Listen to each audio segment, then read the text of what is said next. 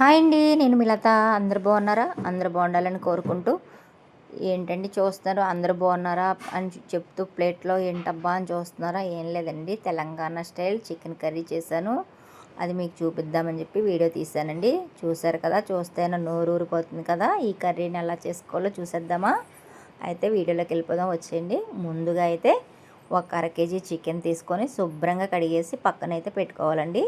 ఇప్పుడైతే మనం స్టవ్ అంటించుకొని దాని మీద పాన్ పెట్టుకొని, పాన్ కూడా బాగా హీట్ అయ్యాక ఆయిల్ అయితే వేసుకోవాలండి.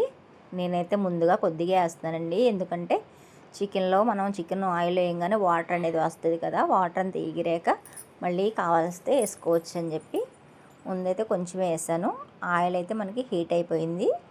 ఇప్పుడైతే మనం కడిగి పెట్టుకున్న చికెన్ అయితే ఆయిల్లో వేసుకోవాలండి. చూస్తున్నారు కదా, అంతా ఆయిల్ వేసిన తర్వాత కొంచెంసేపు తర్వాత మనకైతే ఆయిల్ ఇలా బయటకు సపరేట్ అయ్యి వాటర్ అంతా బయటకు వచ్చేసింది కదా. ఈ వాటర్ అంతా ఎగిరిపోవాలండి. ఈ వాటర్ ఎగిరిపోయేలాగా 2 మీడియం సైజు ఉల్లిపాయలు తీసుకొని కట్ చేసుకొని పక్కన పెట్టుకున్నానండి. 2 పచ్చిమిరపకాయలు, 2 ఉల్లిపాయలు, 1 టమాటా తీసుకున్నాను. ఈ ఉల్లిపాయలు కూడా కట్ చేసి పక్కన పెట్టుకున్నాక ఈ వాటర్ అంతా ఎగిరిపోవాలండి. వాటర్ ఉండగా అయితే వేయకూడదు. ఉల్లిపాయ ముక్కల్ని వేస్తే ఉడుకుతాయి కానీ వేగవు. అందుకని వాటర్ అంతా ఎగిరిన తర్వాత మనకు ఆయిల్ సపరేట్ అయిన తర్వాతే ఉల్లిపాయ ముక్కలు వేసుకోవాలి చికెన్లో. అప్పుడే ఉల్లిపాయ ముక్క అనేది మనకి వేగుతుందండి, లేదంటే ఉడుకుతుంది, వేగదు. ఇప్పుడైతే ఈ ముక్కలన్నీ బాగా కలుపుకోవాలండి. చికెన్ ఇలా కలపడం వల్ల ఏంటంటే చికెన్ ముక్కలు పైకి వస్తే మనం వేసిన ఉల్లిపాయ ముక్కలు అడుక్కెళ్ళి బాగా వేగుతాయి అన్నమాట. ఇప్పుడు నాకు ఆయిల్ సరిపోలేదండి, అందుకని మళ్ళీ ఆయిల్ని అయితే వేసుకున్నాను నేను. ఒకసారి అయితే కలిపేసుకోవాలి ఇలాగా. ఇప్పుడు ఈ చికెను ఉల్లిపాయ ముక్కలన్నీ వేగటం కోసమని కొద్దిగా సాల్టు, కొద్దిగా పసుపు వేసుకోవాలండి, తొందరగా వేగుతాయి. సాల్టు అను పసుపు వేసుకొని బాగా కలుపుకోవాలండి. ఈ ఉప్పు పసుపు కూడా బాగా ముక్కలకి పట్టేలాగా కలుపుకొని, చూస్తున్నారు కదా వాటర్ అంతా ఎగిరిపోయి మనకి ఆయిల్ ఎలా సపరేట్ అవుతుందో, ఈ టైంలో మనం మూత పెట్టేసుకొని కాసేపు ఆగనివ్వాలండి.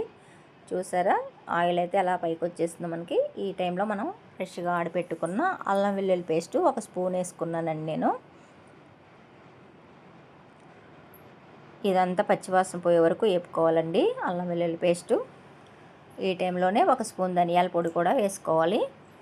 ఇది కూడా బాగా కలిపి, ఇది కూడా వేగే వరకు అల్లం వెల్లుల్లి పేస్ట్, ధనియాల పొడి కూడా పచ్చివాసన పోయే వరకు వేపుకోవాలండి.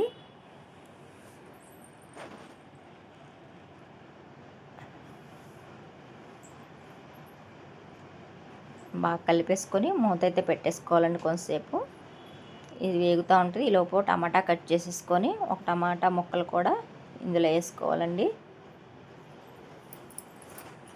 మనం వేసిన టమాటా ముక్కలు కూడా మనకి బాగా మెత్తగా అయిపోయే వరకు మగ్గనివ్వాలండి. ఇది కలిపేసి మూత పెట్టేసుకొని ఒక 2-3 నిమిషాల తర్వాత చూస్తే మనకి టమాటా కూడా ఆయిల్లో మగ్గిపోయిందండి. చూసారు కదా ఎలాగైపోయిందో, టమాటా ముక్కలు కూడా మెత్తగా అయిపోయాయి. ఇప్పుడైతే మనం కూరలో కారం వేసుకోవాలండి. ఉప్పు కారాలు అనేవి ఎవరి టేస్ట్ని బట్టి వాళ్ళు వేసుకోండి. నేనైతే 3 స్పూన్ల కారం అయితే వేస్తున్నాను, మాకైతే సరిపోతుంది ఈ కారం. ఈ కారం కూడా ముక్కలకు బాగా పట్టేలా కలుపుకోవాలండి.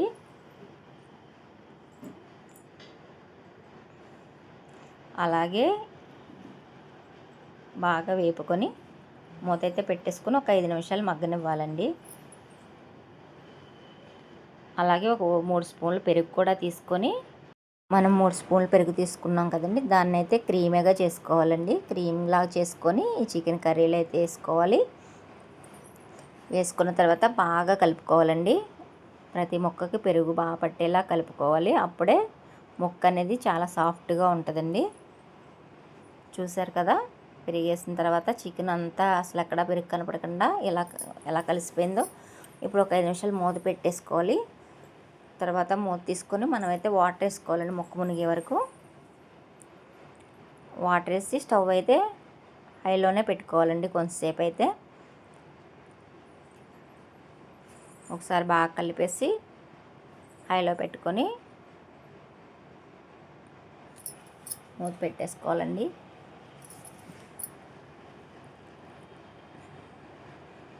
చూస్తున్నారు కదా కర్రీ అయితే ఏ కలర్లో ఉందో.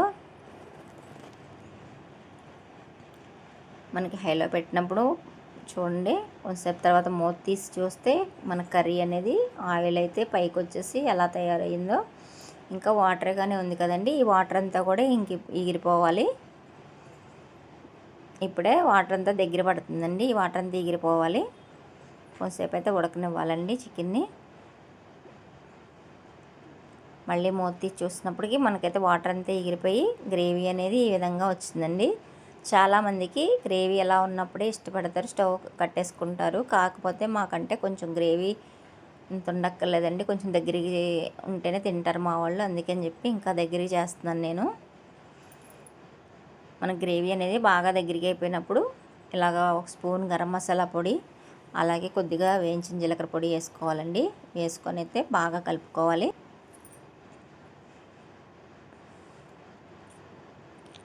ఇప్పుడు ఇందులో కట్ చేసి పెట్టుకున్న కొత్తిమీర కూడా వేసుకోవాలండి. కర్రీ అయితే చూస్తున్నారు కదా ఎలా వచ్చిందో, చాలా బాగుంటుందండి. ఎవరైనా మన ఛానల్ ఫస్ట్ టైం చూసినట్లయితే లైక్ చేసి, షేర్ చేసి, సబ్స్క్రైబ్ చేసుకోండి. చూడండి, చూడంగానే అసలు తినేయాలనిపిస్తుంది కదండి. ఎప్పుడు వండుకొని తిందామా అనిపిస్తుంది కదా. ఒకసారి ట్రై చేసి కామెంట్లో చెప్పండి ఈ కర్రీ వండుకొని ఎలా వచ్చిందో. ముక్క కూడా చూసారా చాలా సాఫ్ట్గా ఉంది. కర్రీ కూడా చాలా అంటే చాలా బాగుందండి. Thank you for watching.